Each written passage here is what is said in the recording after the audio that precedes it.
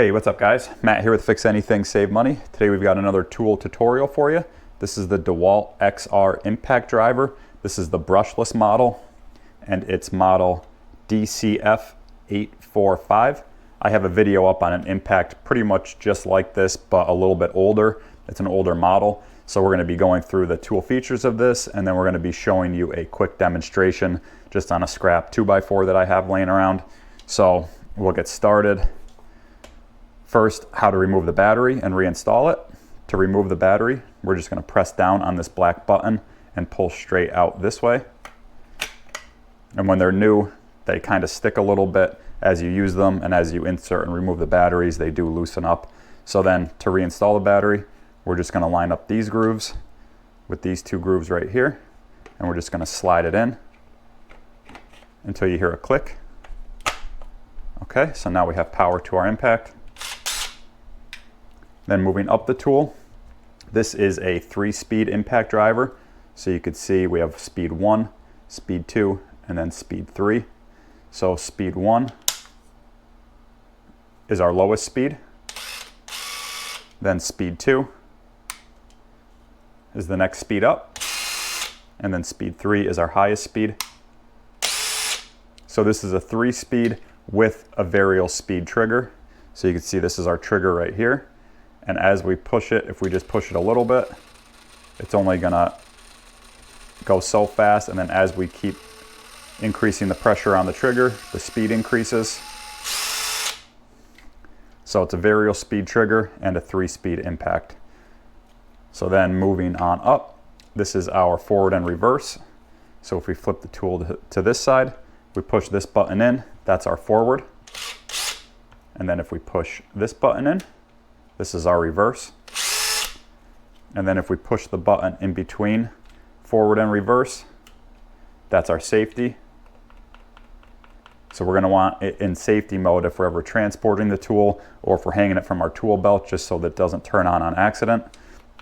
So you can see we're in safety. And then as you pull the trigger, you'll notice there's 3 lights. If you're working in dark or poorly lit spaces, these lights come in really, really handy. And now we'll show you how to insert and remove a bit. So you can see we just have a long Phillips head bit. And to insert it, you literally just push it in, and then it locks into place. But then when you want to remove it, you need to pull up on this black ring right here. So we'll pull up and then you can remove it. So to install, you just push it down, and then to remove, pull up that and then pull it out. You could also install the bit by pulling this up, pushing it down, but kind of an unnecessary step. You could just push it in and then pull out. So this tool, the link that I'm going to put in the description on where you could pick up this tool, this is just for the bare tool only, no battery. So you could go through and you could find one that has the tool and the battery, but the link is just going to have the battery because a lot of people already have these Dewalt batteries. So you could just buy just the tool for, I think it's $100 just for the tool. And then you also get this belt clip along with it. So these driver bits are mine. You don't get any of this stuff with it. So I'll show you how to put the belt clip in. So you can see our belt clip, and it has these 2 little grooves. And we're just going to put those grooves into these first 2 holes like that. And then we're going to take the screw that comes with it. And we're just going to kind of put the screw in on the side here. And then get our screwdriver. It's a little awkward to do. Or if you have a magnetic screwdriver, you could just kind of thread it in there. And then just tighten your screw down. Show you what that looks like from the side. And then you just want these in there.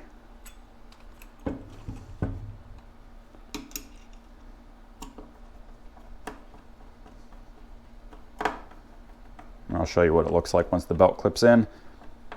And I like to put the belt clip on the, I guess it would be the left side of the drill on this side, because I like to hang my tools from the right side of my tool belt. So you can see that's what it looks like when it's installed. And then you could hang it on the right side of your tool belt. But If you want it on the left side, they give you that option as well. So you could hang it from whichever side you like. And now we'll show you the demonstration. We're just going to be driving in this screw, and we're going to be using this little 5/8 adapter, which fits into the screw head. So if you have a Phillips screw or whatever, you would just use that bit. So we'll grab our scrap 2x4.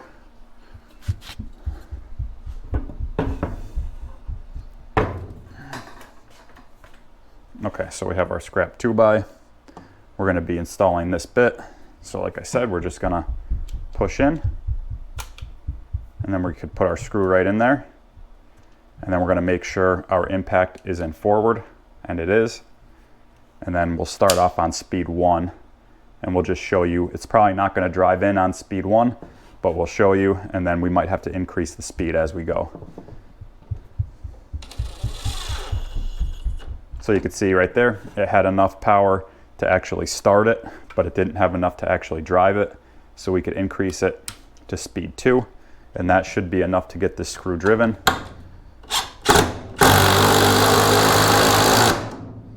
Okay, you can see that drove it down just in speed 2.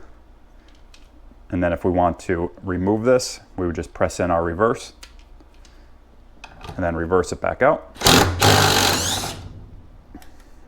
And then I'll even show you what it looks like on speed 3. We're in forward again.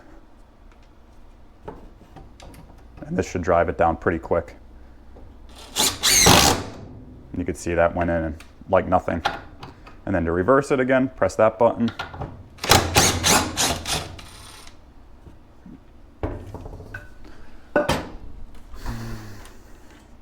Okay, and then we'll take our screw out. We can pull this ring up, remove our driver bit. And yeah, guys, this is the Dewalt impact driver model DCF845. Like I said, this is the brushless model. This is more for professionals or homeowners that are going to be using their tools all the time. I have a bunch of videos up on brushed tools, which are on the cheaper side, and they're usually cheaper because they don't last as long, but it all depends on how often you're going to be using a tool, whether or not you want to go brushless and spend more, or you want to go brushed and spend less. So like I said, if you're going to be using this all the time, if you plan on doing a bunch of projects or you're a professional, I recommend spending the extra money and picking up the brushless tools. They just last longer, they're more powerful. So it just all depends on how you're using it. But if you guys have any questions, just be sure to reach out in the comments section, and I'll get back to you as soon as possible. Otherwise, if you enjoyed this video, please give it a like.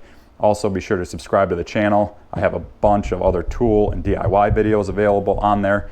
So yeah, guys, just be sure to check the link on where you can pick this up, subscribe to the channel, and let me know if you have any questions. So thanks for watching, and we'll see you next time.